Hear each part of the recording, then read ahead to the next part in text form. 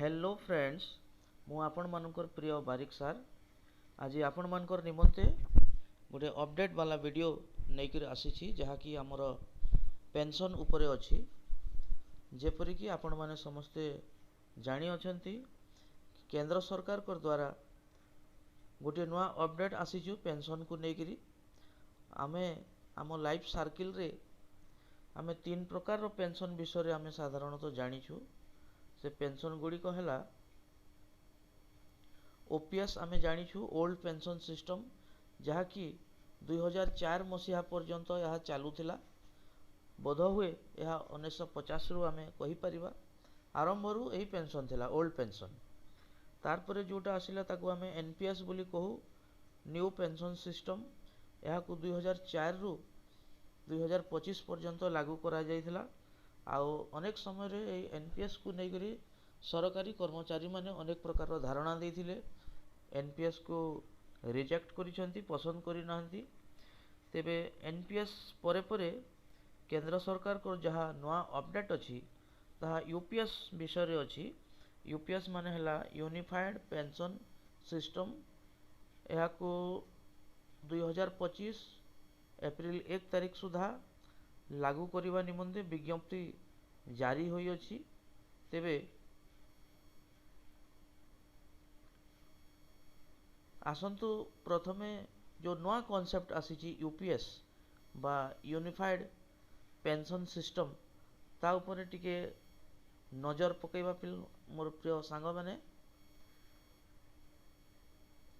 UPS रो background प्रथमे देखिबा background रे एठारे लिखा अछि आफ्टर डिससैटिस्फैक्शन मु हाइलाइट करूँ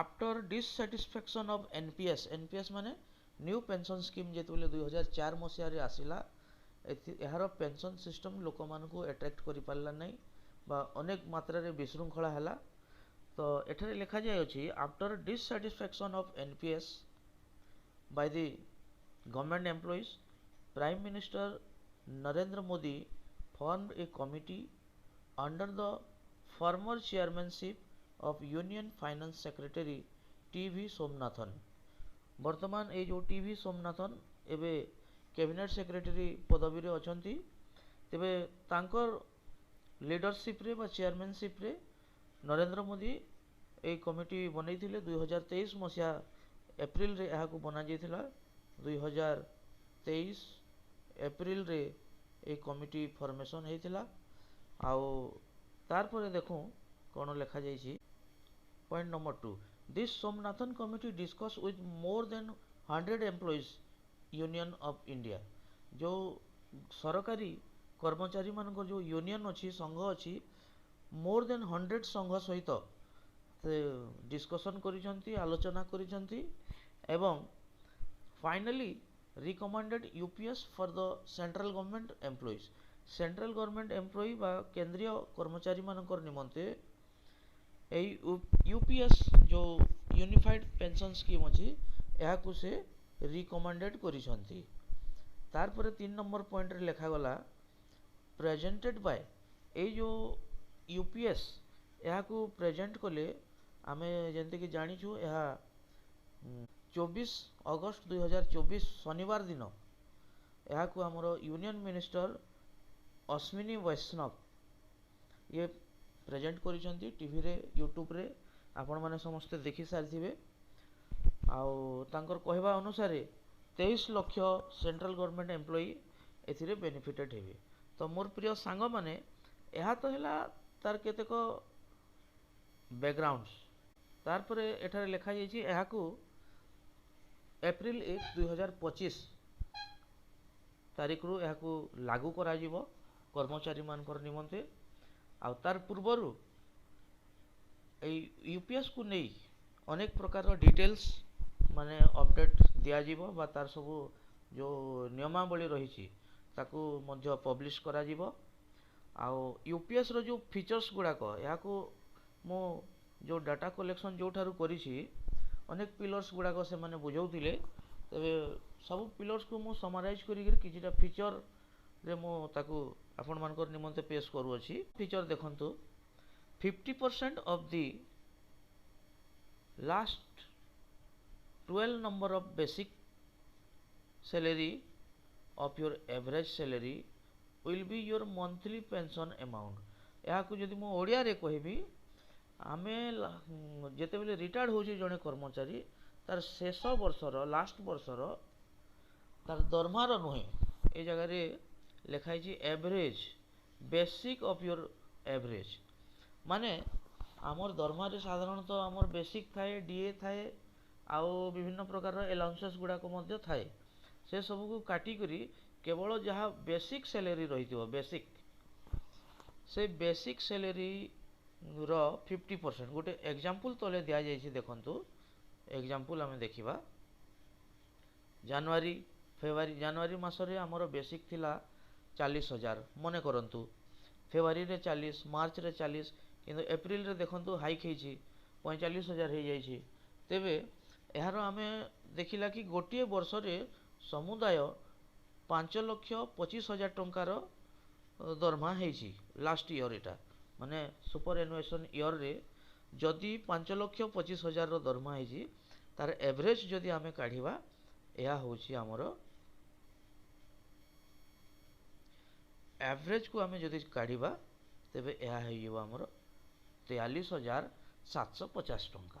ଏଇଟା ହେଉଛି ଆପଣଙ୍କର ଏଭରେଜ ବେସିକ୍ ସାଲାରୀ।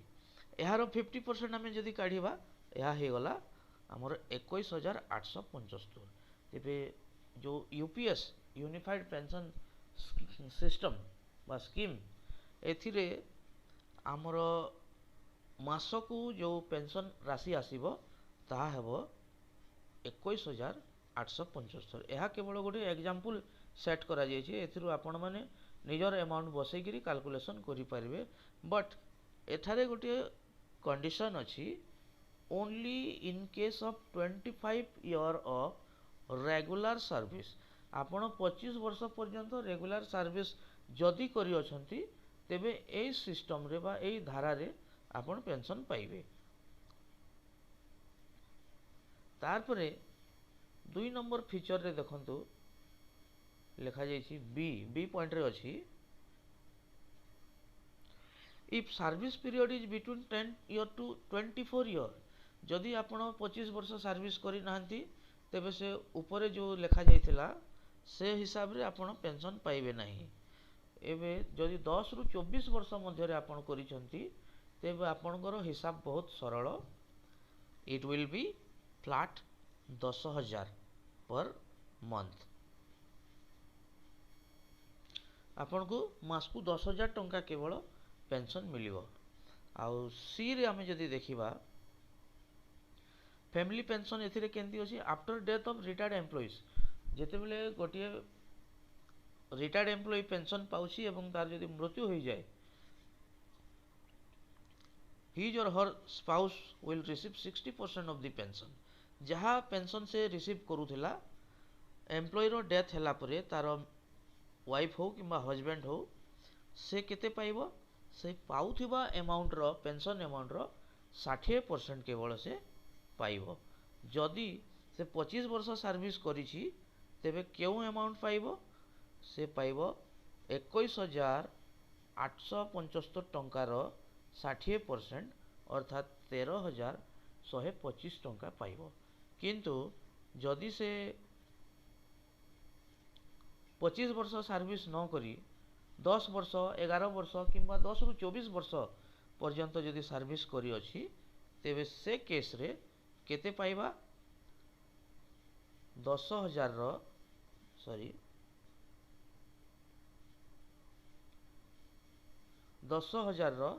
60% ହେଲେ 6,000 ଟଙ୍କା ତାର ପେନ୍ସନ୍ ହେବ। ତ ଏ ଜାଗାରେ ମୁଁ କହି ରଖିବାକୁ ଚାହେଁ, ବିଶେଷ କରି ଆମର ଓଡ଼ିଶାର ଟିଚର ମାନଙ୍କର ନିମନ୍ତେ, ଯଦି ଆପଣଙ୍କର ଗୋଟେ ବେସିକ୍ ନଲେଜ ମୁଁ ଦେଇ ଦେଉଛି, ଯଦି ଆପଣମାନେ ଚାକିରି ପାଇଛନ୍ତି ଏବଂ 6 ବର୍ଷ ଯେଉଁ ଆପଣଙ୍କର କଣ୍ଟ୍ରାକ୍ଚୁଆଲ୍ ବେସିସ୍ରେ ରହିଥିଲେ, ତାକୁ ତ ଚାକିରି ପିରିୟଡ଼ରେ ଗଣା ଯାଉନାହିଁ। ତ ଯଦି ଆପଣଙ୍କର ବୟସ 35 ପୂର୍ବରୁ ଆପଣ ଯଦି ରେଗୁଲାର ହେଇଯାଇଅଛନ୍ତି, ତେବେ ଆପଣଙ୍କର ନିମନ୍ତେ ଖୁସି ଖବର ଅଟେ। ଆପଣ 50%ର ହିସାବରେ ଯେଉଁ ଏକ୍ଜାମ୍ପଲ୍ 1 ଦିଆହେଇଥିଲା, से हिसाब रे आपणकर पेंशन हो मात्र जदि आपण 36 इयर पर रेगुलर होती आपणकर बयस रेगुलर चाकरी हैला समय रे जदि 36 बा 36 प्लस होती तेबे आपण 60 वर्ष रे रिटायर्ड करेंगे केतेबेले भी आपणकर 25 वर्ष कंप्लीट सर्विस हेबो नहीं आपणकर 24 वर्ष हो पारे 23 वर्ष हो पारे बा 10 रु 24 वर्ष भितर जदि होउची आपण मात्र 10,000 टंका पेंशन पाइबे जहाँकि से एनपीएस रे जमिति विशृंखला होउतला एबे मध्य विशृंखला देखा देवार संभावना रही तार परे जो पेंशन पाइबे आपण 25 वर्ष वाला पेंशन पांतु बा 10 रु 24 वर्ष वाला पेंशन पांतु सेथिरे किंतु आपणकर जो डीए ए जगह रे डीआर सेटा कहा जाउ अछि डीआर पाइबे बा जो प्रति 6 मास रे जो इकोनॉमिकल इन्फ्लेशन हुए सेथिरे आपणकर एक्स्ट्रा इनक्रीज बेनिफिट टा पाइबे एवं आपणकर पेंशन किछि किछि पैसा बढ़ी जीवो किंतु जदि आपणकर रेगुलर सर्विस पीरियड 10 वर्ष रु कम होइछि डी रे जो पॉइंट अछि देखंतु यदि 10 वर्ष रु कम होइछि less than 10 year service no pension at all आपण बिल्कुल भी पेंशन ए केस रे पाइबे नाही तार परे एतार आ गुटे डिमेरिट होछि कि एथिरे कोनोसी प्रकार ग्रेजुटी नाही ग्रेजुटी अमाउंट बिल्कुल एथिरे नाही आपण माने सुनिथिबे जे रिटायर्ड हैला परे गुटे भलो मोटा पैसा हमको मिली थाए किंतु यूपीएस को आपण जदि चूज करूछंती बा यूपीएस रे आपण जदि आसुछंती तेबे नो ग्रेजुटी आपण को कोनोसी ग्रेजुटी मिलिबो नाही केवल पेंशन मिलिबो को पेंशन 50% वाला पेंशन मिलिबो आ जदि 25 वर्ष रु कम हे करिसंती तेबे मात्र 10,000 टंका पाइबे सेतिक रे आपण को खुशी हेबा को पड़िबो नेक्स्ट होची आपणकर मानकर निमंते नो डेथ बेनिफिट डिमेरिट कहिबा हमें डेथ बेनिफिट किसी नाही किमा लीगल हेयर प्रोड्यूस कला परे मध्ये तार कोनोसी सुविधा नाही नेक्स्ट आमे देखिबा एई जो यूपीएस टा वर्तमान आसी अछि एहा सेंट्रल गवर्नमेंट एम्प्लॉय मानकर निमंते आसी अछि मात्र जेमिति कि वर्तमान हमर सेंटर रे बीजेपी सरकार अछि आ आम ओडिसा रे मध्ये बीजेपी सरकार अछि तेबे ऑब्वियसली नो डाउट जदि सेंटर रे लागू होईची तेबे आम राज्य सरकार को मध्ये लागू करबा को पड़िबो तेबे आमको मध्ये आम ओडिसा रे मध्ये यूपीएस अंतर्भुक्त आमे हेई जिवा ए जगह रे लिखा जे स्टेट गवर्नमेंट एम्प्लॉय में चूज द ऑप्शन आमको से माने गोटे डिक्लेरेशन आम ठारू नेबे जे आमे चूज करिवा आइदर एनपीएस और यूपीएस आपण जो वर्तमान जो प्राण कटुची आपण मानकर प्राण माने एनपीएस कटुची जदि आपण यूपीएस को चूज करिवे तेबे आपनकर प्राण रो पैसा गुडी को सब जहा कटी अछि ताहा जाई करी एनपीएस रो यूपीएस अकाउंट को ट्रांसफर हे जिवो एठारे लिखा जाई छी by giving declaration your PRAN contribution will transfer to UPS account if you choose an UPS जदि आपण माने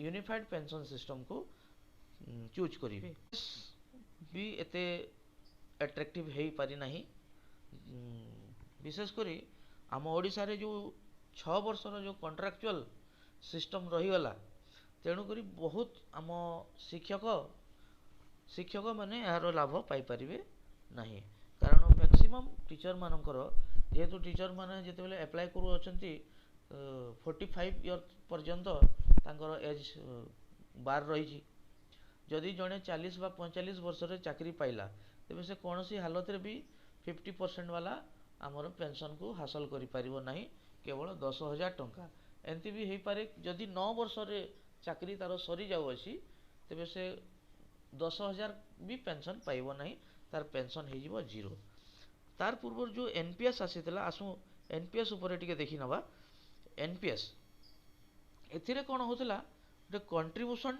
आम दरमारू कटुथिला कंट्रीब्यूशन सेटा केते बेले 10% कटिछि केते बेले 14% कटिछि आउ 2019 परे ତାହା 18.5 କଟିଛି ବୋଲିକରି ମଧ୍ୟ ଗୋଟେ ଡାଟା ଆସିଅଛି। ଯଦି ଆମର 18% କଟିଥିବ, ଯେତିକି ପଇସା କଟିଛି ସେତିକି ପଇସା ଗଭର୍ଣ୍ଣମେଣ୍ଟ ମଧ୍ୟ ଆମର ସେ ପ୍ରାନ୍ ଆକାଉଣ୍ଟରେ ଡିପୋଜିଟ୍ କରିଅଛି। ଗୋଟେ ଏକ୍ଜାମ୍ପଲ୍ ମଧ୍ୟ ଏଠାରେ ଅଛି। ୟେସ୍, ଗୋଟେ ଏକ୍ଜାମ୍ପଲ୍ ଅଛି। ଯଦି ଆମର 3000 ଟଙ୍କା କଟିଛି, ଗଭର୍ଣ୍ଣମେଣ୍ଟ ମଧ୍ୟ ଆମକୁ 3000 ଦେଇଛି ଏବଂ ସେ ମାସରେ ଆମର 6000 ଟଙ୍କା ଡିପୋଜିଟ୍ ହୋଇଥିବ। ଏହା ଏକ୍ଜାମ୍ପଲ୍ ଅଟେ। ଏବଂ ଏନ୍ପିଏସ୍ରେ କ'ଣ ଥିଲା, ଆଫ୍ଟର ରିଟାୟାରମେଣ୍ଟ ଗ୍ରାଜୁଇଟିଟା ଆଭେଲେବୁଲ୍ ଥିଲା। ଗ୍ରାଜୁଇଟି ସେ ଆମକୁ ଦେଉଥିଲା। କେତେ ଦେଉଥିଲା? ଆମର ଟୋଟାଲ୍ ଯେତିକି ଆମାଉଣ୍ଟ ପ୍ରାନ୍ ଆକାଉଣ୍ଟରେ ଡିପୋଜିଟ୍ ହେଇଥିବ, ସେଇ ଆମାଉଣ୍ଟର 60% ଆମକୁ ସେ ଗ୍ରାଚୁଇଟିରେ ଦେଇ ଦେଉଥିଲା। ଆଉ ବାକି ଯେଉଁ ରିମେନିଂ 40% ରହିଲା, 40% ପଇସା ଆମର ଯେଉଁ ରହିଲା, ସେଇ ପଇସାକୁ ସେ କ'ଣ କରିଛି, ସେ ଷ୍ଟକ୍ ମାର୍କେଟରେ ଇନଭେଷ୍ଟ କରିଥିବ ଆଗରୁ। ଏହା ମଧ୍ୟ ଆମଠାରୁ ଡିକ୍ଲାରେସନ୍ ନେଇକି କରାହେଇଛି। এই ଷ୍ଟକ୍ ମାର୍କେଟରେ ଯେଉଁ ସେ ଇନଭେଷ୍ଟ କରିଛି, ତାର ପ୍ରଫିଟ୍ ଆଣ୍ଡ ଲସ୍ ଉପରେ ଡିପେଣ୍ଡ କରୁଛି ଆପଣଙ୍କର ପେନସନ୍ କେତେ ହେବ। ତେଣୁକରି ଏହାକୁ ଗୋଟେ ସିକ୍ୟୁର ପେନସନ୍ ବା ଏସ୍ୟୁର୍ଡ ପେନସନ୍ ଏହାକୁ ଆମେ କହିପାରିବା ନାହିଁ। এই କାରଣର ଲାଗି, এই ଯେଉଁ ଷ୍ଟକ୍ ମାର୍କେଟ ବାଲା କାରଣ ରହିଛି, এই ଷ୍ଟକ୍ ମାର୍କେଟର କାରଣ ଲାଗି ଏନ୍ପିଏସ୍ଟା ଲୋକପ୍ରିୟ ହରାଇଲା, ଯଦ୍ୱାରା କି ୟୁପିଏସ୍ ଆସିଅଛି। ତାରପରେ ଆମେ ଦେଖିବା ଓପିଏସ୍ରେ କ'ଣ ହେଉଥିଲା। ଜଷ୍ଟ 3ଟା ଲାଇନ୍ ଅଛି। ଓପିଏସ୍ରେ କ'ଣ ହେଉଥିଲା, ୱିଥାଉଟ୍ ଏମ୍ପ୍ଲୟି କଣ୍ଟ୍ରିବ୍ୟୁସନ୍, ଏମ୍ପ୍ଲୟିକୁ କୌଣସି ପ୍ରକାର କଣ୍ଟ୍ରିବ୍ୟୁସନ୍ ଦେବାକୁ ପଡ଼ୁନଥିଲା ଏବଂ ଲାଷ୍ଟ ବେସିକ୍ ସାଲାରୀର 50% ଆମକୁ ପେନସନ୍ ଦେଉଥିଲା। ତ ଆପଣମାନେ ଜାଣିଥିବେ ସେ ସମୟରେ ଜିପିଏଫ୍ କଟୁଥିଲା। ଓଲ୍ଡ ପେନସନ୍ ବାଲେ ଜିପିଏଫ୍ ଯେଉଁ କଟୁଥିଲା, ଏଇ ଜିପିଏଫ୍ଟା ଆମକୁ ସିଧାସଳଖ ଗ୍ରାଚୁଇଟିରେ ମିଳିଯାଉଥିଲା। ଜିପିଏଫ୍ ପଇସା ଆମର ବାହାରି ଯାଉଥିଲା ଏବଂ ଯେଉଁ ପେନସନ୍ଟା ଆମେ ପାଉଥିଲେ ଓପିଏସ୍ ବାଲେ, ସେ ପଇସାଟା ଟୋଟାଲି ଗଭର୍ଣ୍ଣମେଣ୍ଟ ବିୟର୍ କରୁଥିଲା ଏବଂ ପଇସା ଦେଉଥିଲା। ପୁଣି ସେଥିରେ ପିରିୟଡ଼ିକାଲ ଆମର ଯେଉଁ ଡିଏ ଇନକ୍ରିଜ୍ ଯାହା ହେଉଥିଲା, ମହଙ୍ଗା ଭତ୍ତା ବା ଡିୟରନେସ୍ ଆଲାଉନ୍ସେସ୍, ଏସବୁ ମଧ୍ୟ ଆମର ପେନସନ୍ରେ ବଢ଼ି ବଢ଼ି ଆସୁଥିଲା। ଫ୍ୟାମିଲି ପେନସନ୍ ଏଥିରେ 100% ଥିଲା। ଯେମିତିକି ଏବେ ୟୁପିଏସ୍ରେ ତାକୁ 60% କରାଯାଇଅଛି। ସେଇଟା ଫ୍ୟାମିଲି ପେନସନ୍ରେ, ମାନେ ଯାହା ନାଁରେ ପେନସନ୍ ଅଛି, ତାଙ୍କର ଡେଥ୍ ହେଇଗଲା ପରେ ତାର ହଜବେଣ୍ଡ ବା ୱାଇଫ୍କୁ ସେହି ସମାନ ପଇସାଟା ମିଳୁଥିଲା, କିନ୍ତୁ ଏଥିରେ 60% ମିଳୁଛି ବୋଲି କୁହାଯାଉଛି। ତ ଏଇ ଯେଉଁ ଛୋଟିଆ ଭିଡ଼ିଓଟି ଆମେ କରିଅଛୁ, ଏଥିରୁ ଆପଣମାନେ ନିଶ୍ଚିତ ଭାବରେ ଜଜ୍ କରିସାରିଥିବେ ସରକାର ଆମ ଚାକିରିଆମାନଙ୍କ ପ୍ରତି କି ପ୍ରକାର ମନୋଭାବ ରଖିଅଛି। ଯଦି ଆପଣମାନଙ୍କୁ ୟୁପିଏସ୍ ଭଲ ଲାଗୁଅଛି, ତେବେ ନିଶ୍ଚିତ ଭାବରେ ଆପଣ ୟୁପିଏସ୍କୁ ସିଲେକ୍ଟ କରିକିରି ତାର ଅନ୍ତର୍ଭୁକ୍ତ ହୁଅନ୍ତୁ। କିମ୍ବା ଯଦି ଏନ୍ପିଏସ୍ ପସନ୍ଦ ଅଛି, ତେବେ ଏନ୍ପିଏସ୍ର ଅନ୍ତର୍ଭୁକ୍ତ ହୁଅନ୍ତୁ। ଆଉ ଯଦି ଏନ୍ପିଏସ୍ ଏବଂ ୟୁପିଏସ୍ କୌଣସି ଜିନିଷ ପସନ୍ଦ ନାହିଁ, ତେବେ ଗୋଟିଏ ମାତ୍ର ଉପାୟ, ଆପଣଙ୍କର ଯେଉଁ 6 ବର୍ଷ କଣ୍ଟ୍ରାକ୍ଚୁଆଲ୍ ସର୍ଭିସ୍ ଥିଲା, ତାକୁ ଚାକିରି କାଳରେ ଗଣନା କରିବା ନିମନ୍ତେ ସରକାରକୁ ଅନୁରୋଧ କରନ୍ତୁ। ତ ଆଶା କରୁଛି ଏହି ଭିଡ଼ିଓଟି ଆପଣମାନଙ୍କର ନିମନ୍ତେ ହେଲ୍ପଫୁଲ୍ ହେଇଥିବ। ଯଦି ହେଲ୍ପଫୁଲ୍ ହେଇଥିବ, ନିଶ୍ଚିତ ଭାବରେ କମେଣ୍ଟ କରିବେ, ସେୟାର କରିବେ, ଲାଇକ୍ କରିବେ। ଆଉ ଯଦି ହେଲ୍ପଫୁଲ୍ ହେଇନଥିବ, ଭାଇକୁ କ୍ଷମା କରିଦେବେ। Okay, thank you.